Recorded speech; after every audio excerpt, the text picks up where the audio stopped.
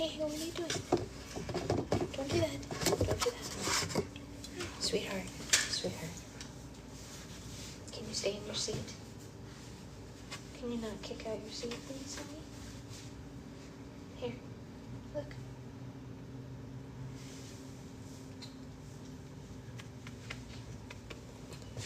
Good morning. Good morning, Samantha. Good morning, Natasha. Good morning, everybody.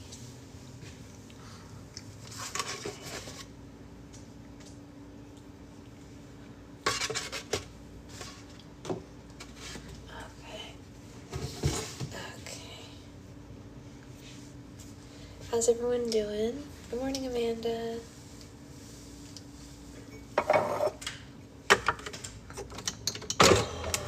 How's everyone today?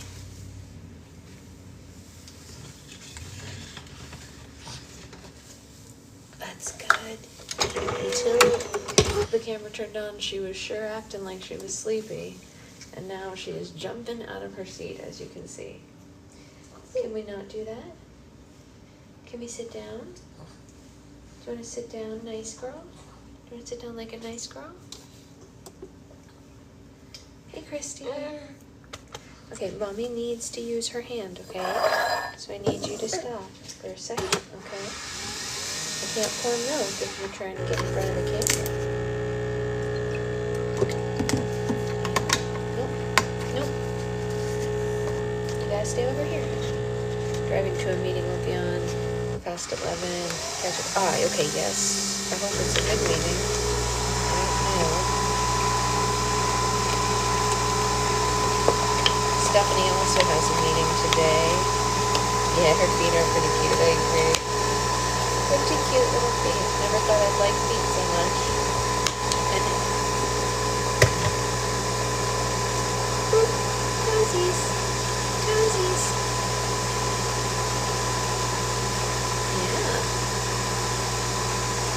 How was sleep last night? Last night was pretty awful, I won't lie. If I got 45 minutes in a row of sleep at any point, I'd be shocked. Totally shocked. Yeah. There was a point last night where she was up for over an hour straight, which is very unusual for her. She was having a real rough night. Usually she wakes up and then I can put her back to sleep pretty quickly, but not last night. Last night she was not having it. And then even after she fell asleep, she was very restless, so she was obviously hurting. Why don't you lay your head down, honey? It's nap time. You've been up for a long time. It's time for a nap. Yeah, it's true. Yaya does like to play with her feet. It's true. It's true. How could you not? Are you at the point where the daily nap would help? I mean, she's been cutting her own daily naps, Christy, so if it was going to help, she tried it. She hasn't been napping very well at all, which is unusual for her, but she's neither napping well nor sleeping well at night, so we're getting none of the above currently, unfortunately.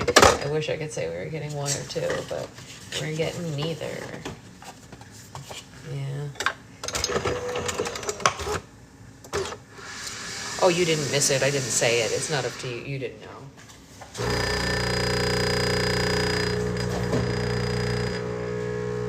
There's not really any way you could have known. Hey, Gigi. Oh, you got your toy all the way down here into the room. So you got the toys dropped all the way down. Why don't you just... Why are we picking it up? Why are we picking it up? Why are we picking it up? Yeah. Can we not kick? No kickies. No kickies. No thank you. No kickies.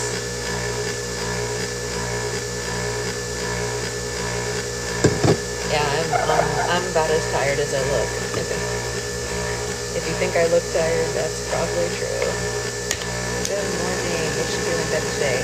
It's kind of feeling like it's worse, unfortunately. Yeah. I thought she was going to be okay for book club because she was starting to get drowsy, but the minute that I turned the camera on, she started trying to kick out of the seat, so I don't know what's going on with that.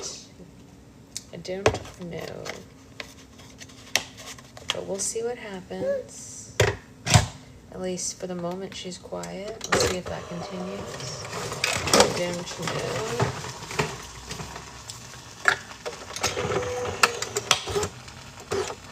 Okay, we're gonna take these over here.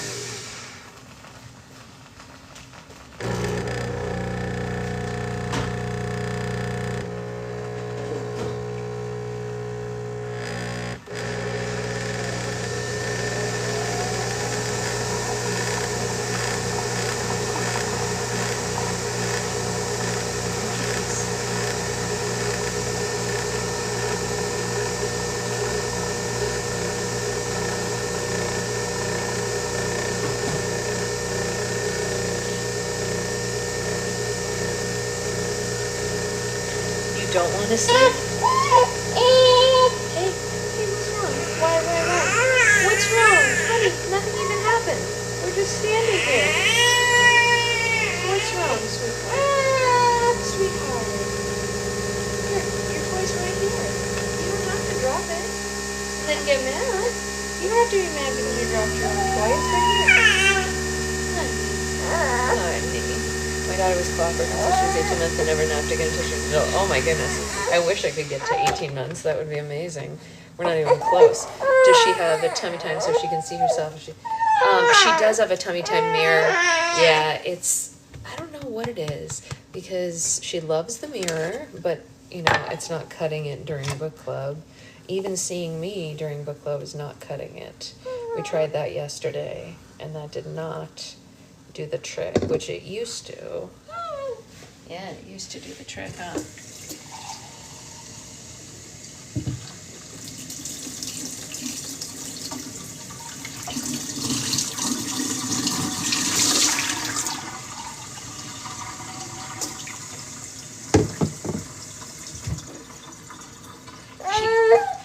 Honey, what's wrong? Baby. Okay. What's wrong, baby? You have your toy. Look, here's your toy. Okay, you want down? Are you going to be happy if you're down today? Because yesterday you were not happy down. You were not a happy girl down yesterday, remember? Remember you didn't like down yesterday. You were mad at down.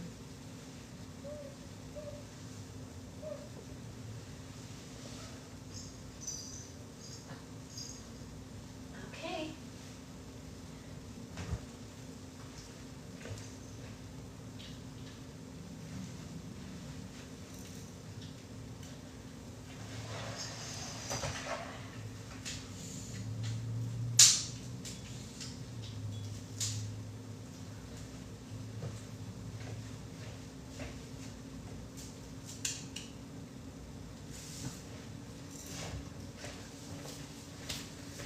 All right, we'll see. Yeah, I don't know what the answer is. I feel like the stupidest person or the worst mom or whatever because I literally can't figure it out. I've tried everything I can think of, but I don't have any answers. So it is what it is, I guess. I mean, we just have to roll with it because I genuinely don't know what else I can do because there's nothing really left, unfortunately. We've done all the teething toys, the Tylenol, everything, It's hard. It is, it's hard. They don't know the answer. Yeah. It's hard because you just want to make them happy, There's nothing you can do. Yeah.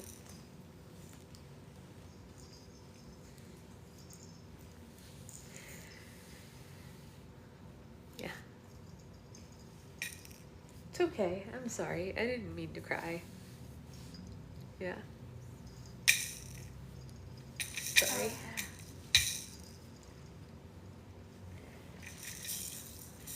We're trying everything, I don't know what's left.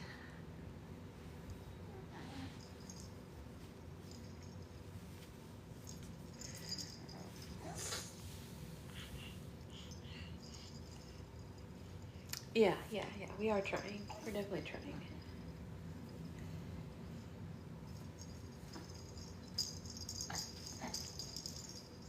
But, you know, yeah, no, we're just up all night, you know. So it's gonna be one of those multi-coffee cup days. Lots and lots of coffee today, huh, sweetheart? No coffee for babies. You can't have coffee. You're too small. You think that's silly? You think that's silly? She is, oh, thank you guys, that's very nice. She is, however, starting to get up, on her hands and knees. So that's something, you know, it's a new milestone, right? In its own little way. Today she tried to like forward. Didn't you? Yeah. She seems content right now, so we'll try to read and we'll see what happens. Yeah. She's playing with this big fabric knot thing. Yeah, regulation is hard when you've had no sleep. She's very strong. She's got this fabric knot thing. I don't want to take it away from her to, hey, that may be true, right? That may be true, but we ordered a playpen, so if she wants to be down, she can be down, you know? Hi. We also ordered her an activity chair. Yeah, no, you definitely have, yeah. I bet she's feeling much better when she gets crawling. Yeah, I think she'll feel better when she can crawl and once she, like, gets some teeth, I guess. From what I understand, it hurts less once, like, some come through, even though they won't have all of them. They, like, calm down a little once some cut through. I don't know the truth of that because we can't really ask them, and no one really remembers teething, you know? So, yeah, I don't know. We'll see.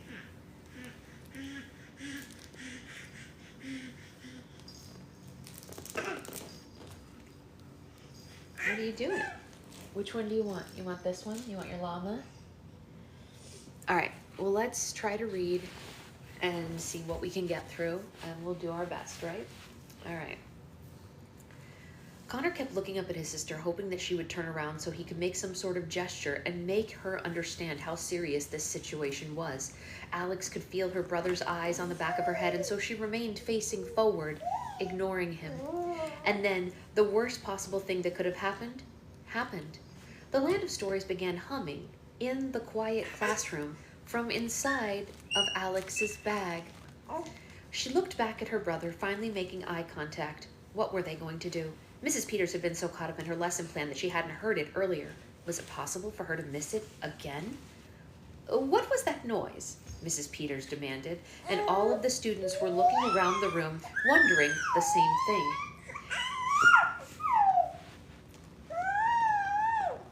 She's trying to get up right now.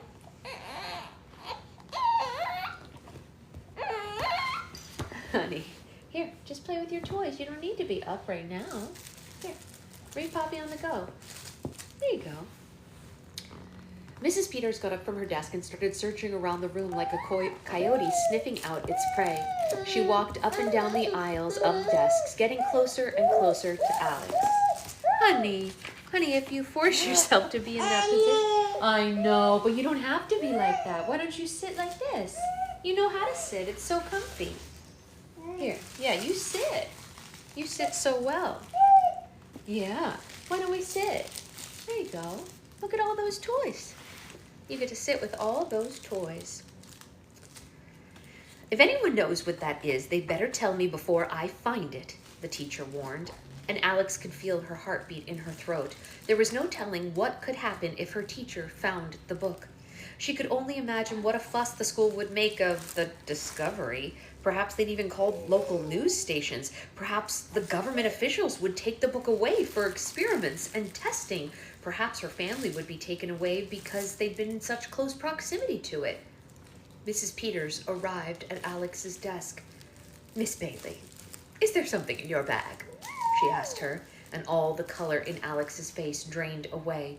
She needed a miracle. Suddenly, a large history book flew from the back of the room and hit Mrs. Peters on the head, leaving a large dent in her curly hair.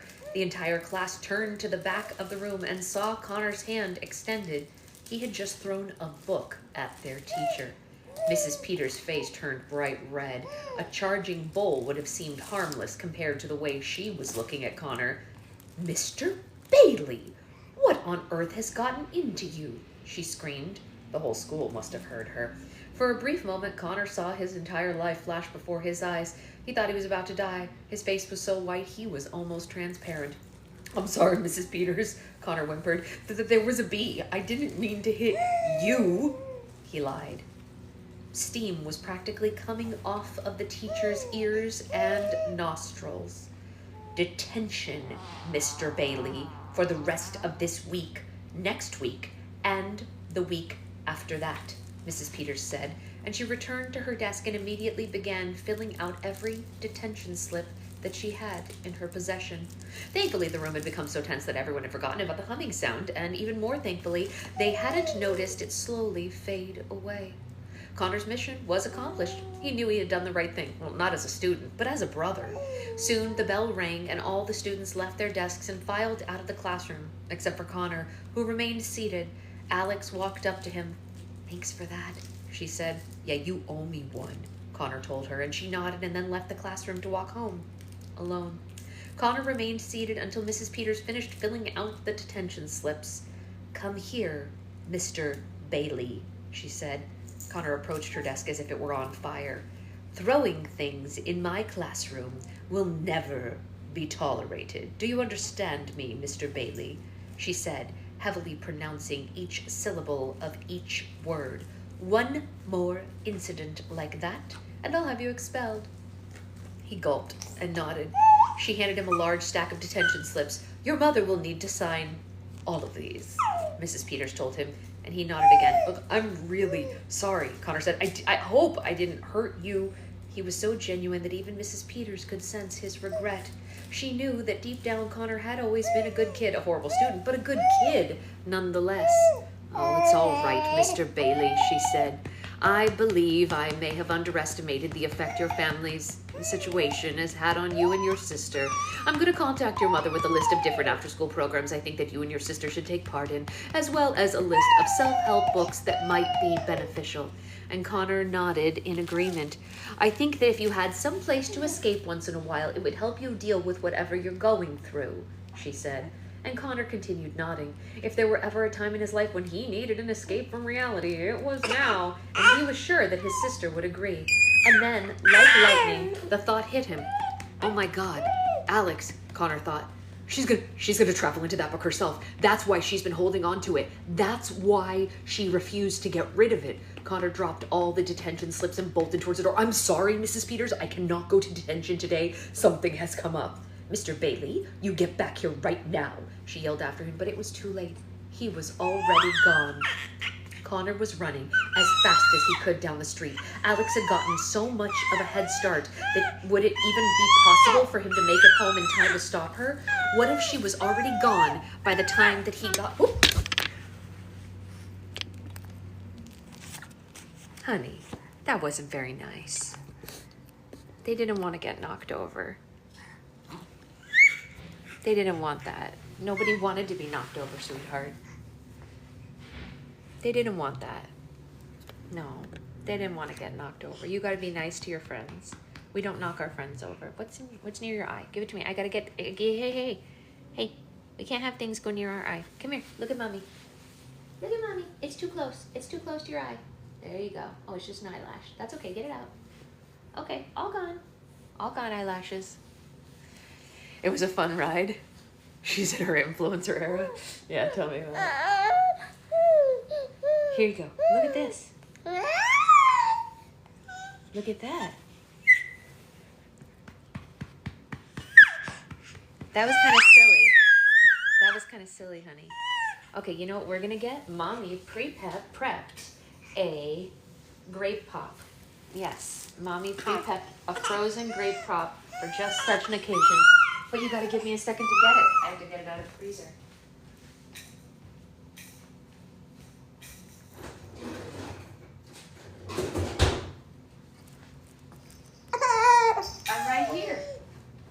right here. Okay. Do you want to eat your grapes? Grape pop. She does have quite a good voice. But you gotta sit here and eat your grape pop. Here. Here. Here. It's so yummy. It's so yummy. Can you eat it? But you have to hold it with 2 hands. 2 hands. There you go. Look how nice that is. Becca, were you here when she tried to knock the camera over just now? Did you enjoy the ride? Okay. Back to it. He just prayed he wasn't too late. It hadn't been more than 5 minutes since Alex had gotten home when the Land of Stories began acting up again. She ran up the stairs to her bedroom and promptly shut the door behind her. She said, "Bye, Felicia." Alex took the Land of Stories book out of her school bag and placed it on her bedroom floor. She opened the cover and the room lit up from its golden glow. She smiled to herself. Alex had always hoped something magical would happen to her, and now something finally had. She pulled out a pencil from her school bag and she placed it on top of the book and watched it disappear. Alex looked around the room for another disposable thing that she could drop into the book. She was out of pencils, and the books left behind on her bookshelves were the ones she wanted to keep. She looked down at her school bag. She did have plenty of school bags. She placed her whole bag on top of the book and watched it too as it slowly sank into the storybook. Where were all these things going? Was it transporting them to another part of the world? Would she find a pile of school supplies in India or China? Or did the book send the items someplace else entirely? Was it possible they were going to another world? Was it a world that Alex secretly hoped for? There was only one way to find out. It was an idea that she had managed to suppress all week. What if she went into the book? No, she couldn't possibly do such a stupid thing. What if she never came out? But what if she stuck her hand into the book?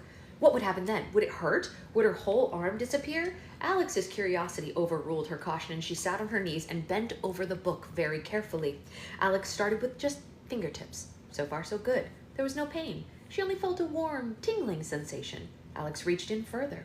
She was wrist deep now, and still nothing had happened that felt worrying to her. She went further. The book was up to her elbows. If the book hadn't been there, her hand would surely be sticking through the ceiling downstairs. Alex leaned forward even further, almost shoulder deep into the book, and she moved her arm around, seeing if there was anything to grab inside it. And suddenly her bedroom door burst open, and Connor ran inside, sweating and out of breath. "Alex, don't do it!" He completely startled her. Alex lost her balance and fell headfirst into the book. "Alex!" Connor cried out to his sister, and he jumped to the ground, trying to grab her foot before she disappeared entirely. But it was too late. Alex had fallen into the Land of Stories. Did you hear that, sweetheart? Alex fell into the Land of Stories.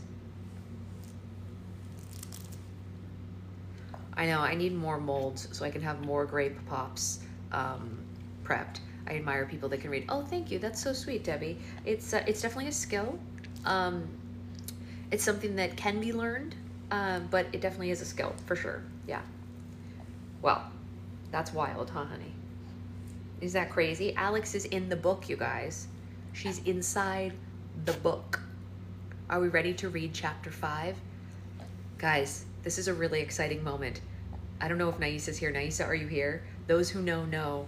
This chapter is called From the Mouth of a Frog. I'm so excited for all of us. Okay, are we ready? We're in a book, you guys. We're in the book. Alex was no longer in her bedroom. No, she was falling into a world of light. She fell farther and farther, faster and faster. She was dizzy and scared. She screamed out for help, but she couldn't even hear her own voice. Would she ever stop falling? Was she going to die? Was she dead? She wondered if she would ever see her family again. It's right here, sweetheart. She's not dead. Don't worry about it, honey. The whole book wouldn't exist if she died. Not to be a spoiler person, but I don't want the baby to be sad thinking that the main character's already died. There's a lot left to go in this book. She could hear birds chirping, trees blowing in the wind. The noise seemed to get closer and closer, but she just kept falling and falling, not knowing where she was falling to. "Ouch," Alex said, hitting the ground. Her impact was hard enough to hurt, but not enough to seriously injure her. Had it not been for the rough landing, she would have thought she was dreaming, for sure. Alex quickly got to her feet, and she felt her pulse to make sure that her heart was still working. She was still alive, from what she could tell anyway. She was so thankful to have finally stopped falling, but where had she fallen to? No, Avery, not very much at all. So basically what happened, Avery, is that Alex went home alone without Connor because he got detention, and she opened up the book and decided to test if she could go in, and she was just sticking her arm in, not planning to put her whole body in, and then Connor came home. She was just sticking her arm in, not planning to put her whole body in, and then Connor came home.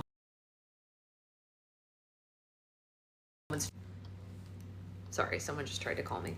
And that's where we're at. So yeah, she fell into the book, not on purpose. She just meant to stick her little hand in, and there we go, you know. Alex quickly, sorry, I said that already. She was standing on a dirt path in the middle of a thick forest. Oh, honey, why? Well, if you lean over while you're trying to eat, it's harder to eat. You gotta sit up to eat. Yeah, we gotta sit up to eat. How about this? Look, I'll prop this up. Here you go. Whoop. Nope, that's leaning. You gotta sit up to eat. Here. Here. You don't want that? The grape pop is so yummy. Here. Yummy. Grape pop. So yummy. Okay, anything but laying down. Okay, I get it. Here, can you hold this with 2 hands? 2 hands. Sweetheart. Here. Look at all the toys. And Connor threw a book at the back of the teacher's head. No, that's true. Sophie's right about that. Here. Sweetheart. What happened all of a sudden? Why are we all of a sudden upset? We were so fine. You were so good. Where's Mirror Baby? Let's find Mirror Baby. Here's Mirror Baby. Look, there she is. There's Mirror Baby. Oh, wow. Mirror Baby's our friend. We love Mirror Baby, huh? Does Mirror Baby want to share your grape pop? Here, give Mirror Baby some grape pop. Grapes are yummy. They're so delicious. Does she have a water mat? She does have the water mat, and she is ignoring it. It's right next to her, and she's decided she doesn't care. She also loves Mirror Baby. Yeah. This is an important part we can't stop. I know, right? Like, tell me about it. Okay, we're going to keep going. Okay, sweetheart? Okay. She was standing on a dirt path in the middle of a thick forest. The trees were all tall and dark, with bright green moss covering their trunks. The sun's rays shined through the light mist. Birds squawked from high in the trees. As she listened closely, she could hear a tiny stream in the distance. She's almost 7 months. Alex spun around, looking in all directions. Her breathing increased as she took in the new surroundings. Was she overreacting or not reacting enough to what had just happened? And what exactly had just happened? She looked up to see if there was an opening that she had fallen through, hoping that there was some sort of window into her bedroom. But all she saw above her were trees and branches and the sky above her. Where am I? She asked herself. Ah! As if he had fallen right out of thin air, Connor landed hard on the ground beside his sister. He was pale and screaming, and his limbs were outstretched in all directions. Am I dying? Am I alive? Am I dead? He asked from the ground with his eyes tightly closed. You're alive, Alex told him, but she had never been so happy to see him. Alex, is that you? Connor asked, and he slowly opened one eye at a time and looked around. Where are we? He asked as she helped him to his feet. It looks like some kind of forest, she said.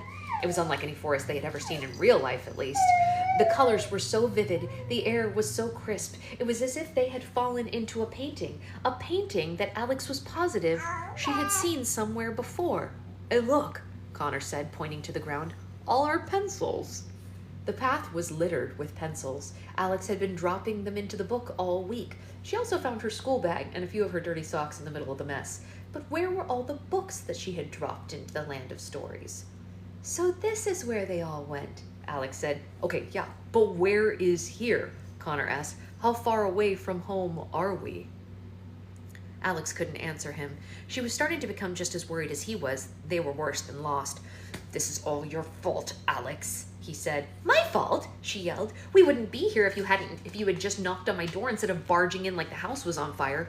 I knew what you were planning, Connor said. I had to stop you. I wasn't planning on going into the book. I was just testing it out, Alex explained. You didn't have to follow me here. Oh, sure. Was I supposed to just leave you in the book by yourself? he exclaimed. What was I supposed to tell Mom when she got home? Hi, Mom. Hope you had a great day at work. By the way, Alex fell through a book, and hey, what's for dinner? Give me a break. Connor began jumping upward as high as he could. What are you doing? Alex asked.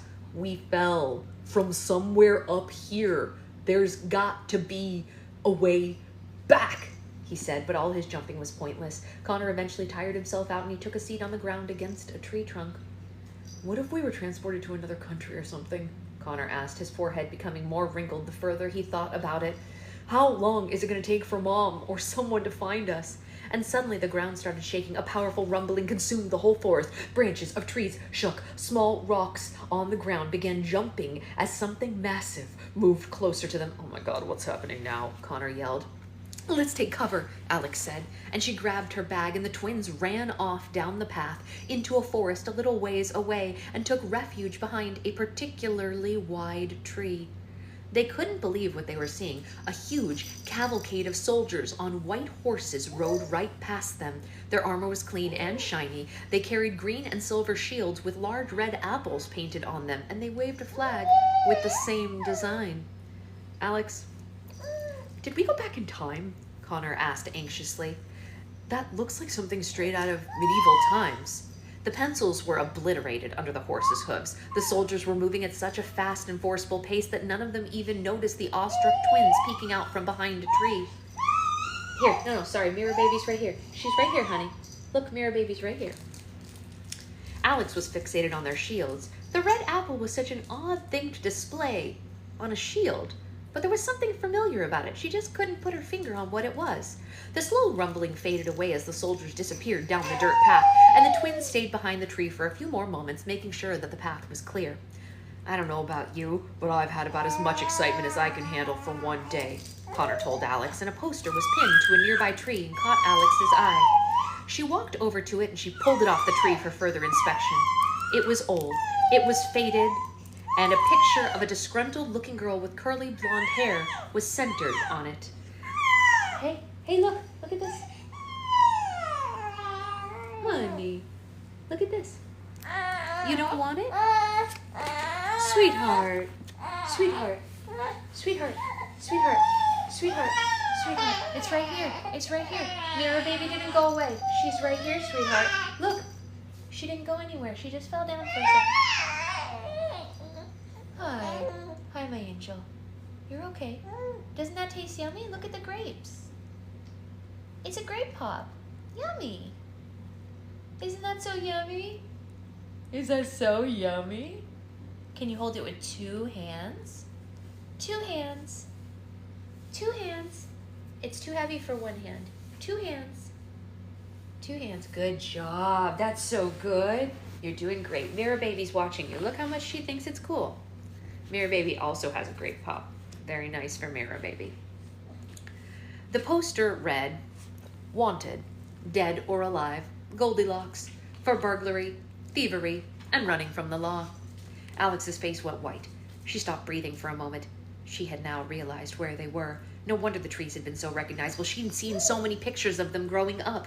The book had taken them to the exact place she had hoped for. Is this possible? She asked herself, and the wheels in her head had never spun as fast as they were spinning now. Sweetheart, here.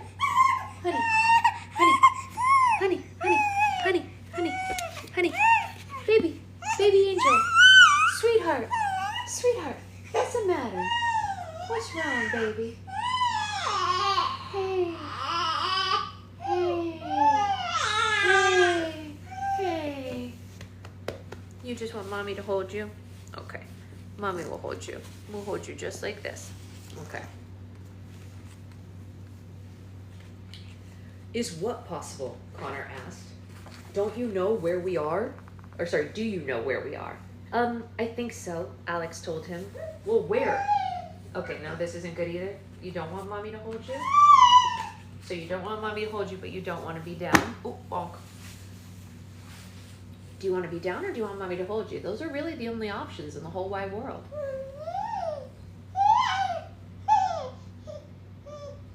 Do you want to sit in your puffy chair? Why don't we get that one? Let's see. Let's see.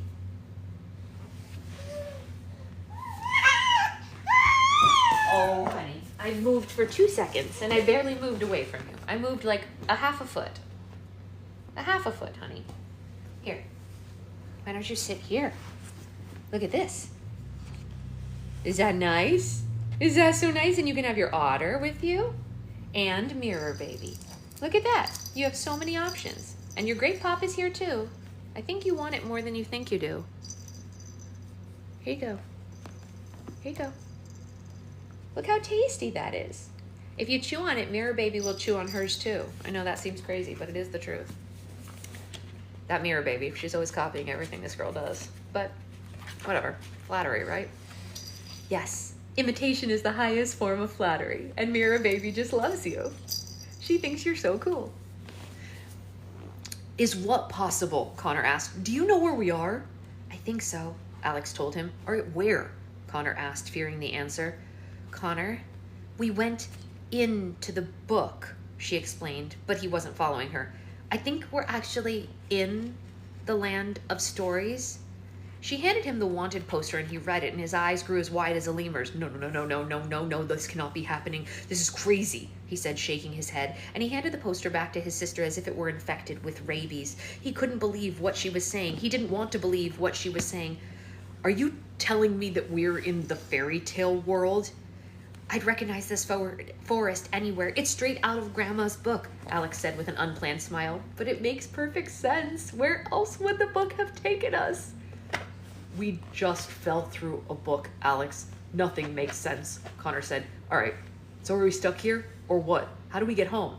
I don't have all of your answers, Connor, Alex said. Don't forget, all of this just happened to me too. And Connor began pacing around the trees with his hands on his hips. I can't believe I ditched detention and wound up with another type of detention, he said.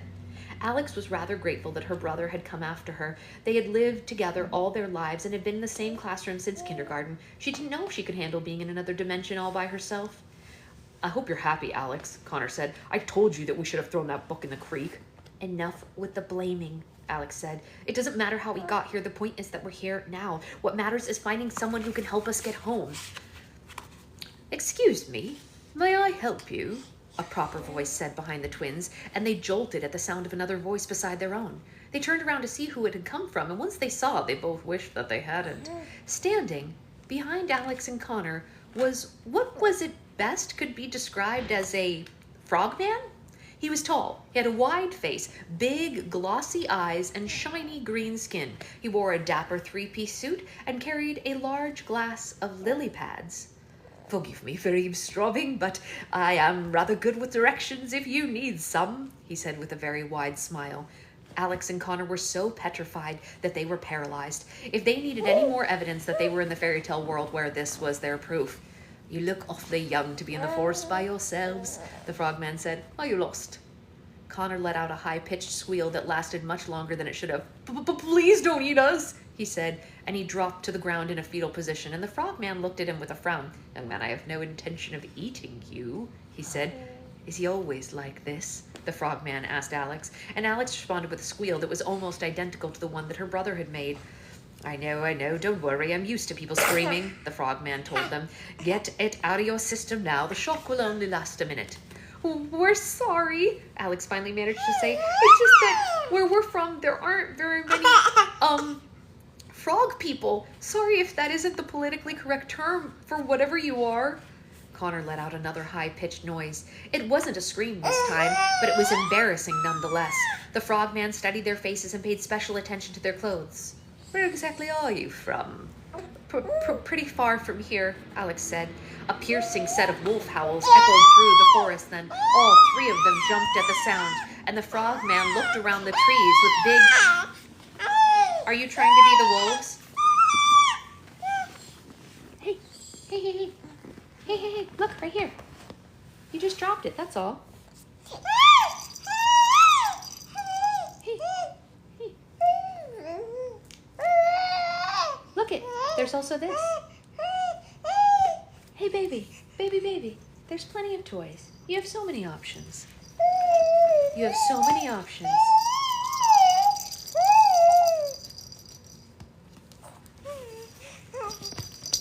You have so many options. I know you're tired. You look very tired.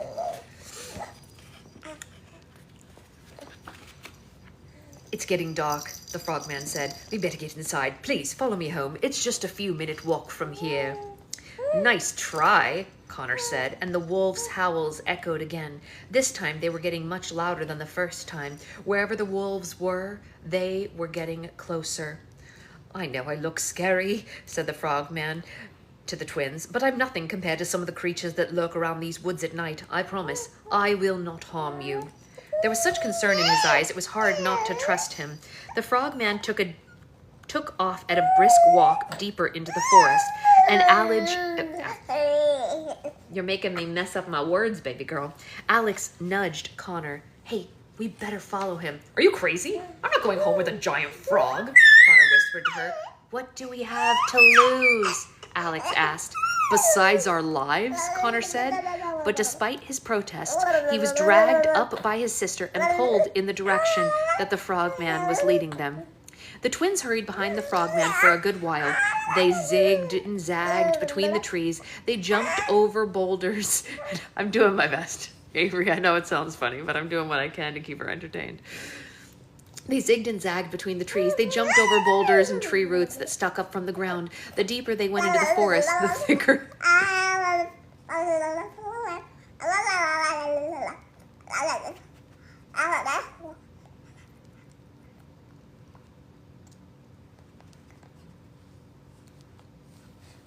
You think that's so silly? Is that so funny? I don't know who to trust, and it would terrify. Yeah, literally like real life. That's exactly right. It got dark very quickly, and it was almost pitch black by the time they reached the frogman's home. Alex and Connor stayed close together, and with every step they second-guessed if they had made a smart choice with this strange creature. Right this way, he said.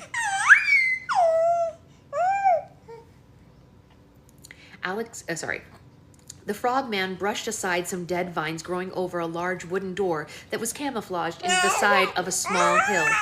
He pulled the door open and led the hesitant twins underground. He looked back into the forest to make sure that they hadn't been followed before he shut the door behind him. It was very dark underground. Alex and Connor were so close together that they could have been mistaken for Siamese twins. Oh, forgive the mess. I wasn't expecting company, the frogman apologized, and he lit a lamp with a match. Alex and Connor didn't know what to expect of the frogman's home, but they were seeing that it definitely wasn't what they thought it would be. They were in a large room with dirt walls and low dirt ceilings. Roots from a tree growing above them grew down like a chandelier. A cluster of big, dusty, cushy chairs and sofas. Many of the cushions had the stuffing sticking out of them, and it sat in the center of the room. Oh, honey, sweetheart. Sweetheart. Okay, you're done with this chair? It was so nice for a second. You enjoyed it for a second. Why are we done with it all of a sudden? Do you want your water mat?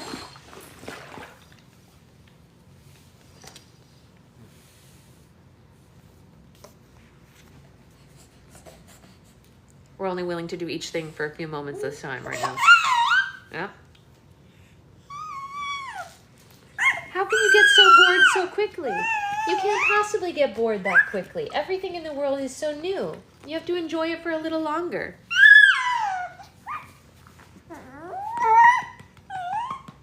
You have to enjoy it a little longer, sweetheart. You can't get bored so quickly. That's like... Here, look at... Who's this? Who's this? Who's that? What's that?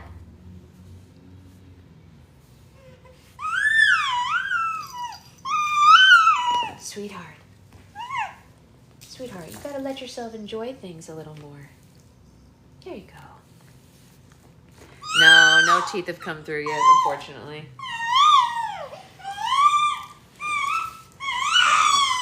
Honey. Sweetheart. Here. Sweetheart.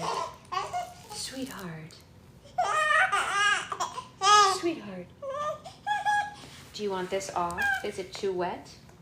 Do we need a dry one? Here's a dry one. Sweetheart. Here, chew on Mommy's finger. If you don't like your chew stuff... She's grappling with her mortal coil, that's right. Yeah. Here. Yeah, is that nice? It must be nice.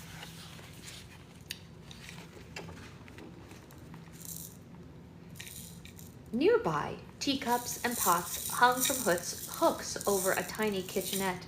To Alex's delight, there were books everywhere. Shelves of books lined the dirt walls. Piles of books were stacked on every available surface on the ground, as if the room were infested with literature. Connor, Alex whispered close to him, look around this place. It's like we're having our own Lucy and Mr. Tumnus moment. Connor looked around and saw what she meant. If he offers us Turkish delight, I don't care what you say, but we're getting out of here, Connor whispered back. It's a little dirty, but it is cozy, the frogman said. It's hard to find a landlord who will house a frog, so I did the best I could with what I had. He placed his jar of lily pads on the mantel and immediately started a fire in the fireplace. Sweetheart, please, sweetheart. Here, you want to see the book? Honey, here, do you want this book? Look. Here, sweetheart, here. Look, here's your dragon book. Look, it's all your dragons. There you go. He placed his jar of lily pads on the mantel and immediately started a fire in the fireplace. He filled a tea kettle with water from a pitcher and placed it over the fire and took a seat in a big white chair close to it. He crossed his legs and folded his hands. Sweetheart, please. Please, sweetheart. Here, look. Honey, we can't do this if you're going to be screaming. We're going to stop if you're going to scream. And you don't even get happy when I turn it off. So what's the matter? Look at mommy. Look at mommy. Hey. Hey.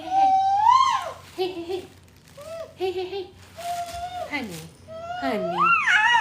Sweetheart. Please. Please be nice, girl. Here. Sweetheart. What is it?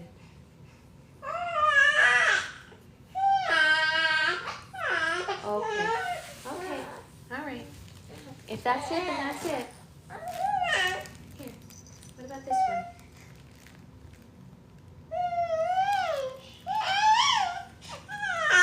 All right. It sounds like we're not going to have it today either. We're having a rough go of it this week. Okay. All right, Mommy will turn it off. All right. We'll try to finish more tomorrow. I'm sorry, guys. I'm doing everything I can, but I can't give her any more medicine or anything. This is the end of it. So, anyway, I'll see you guys later. Bye, guys.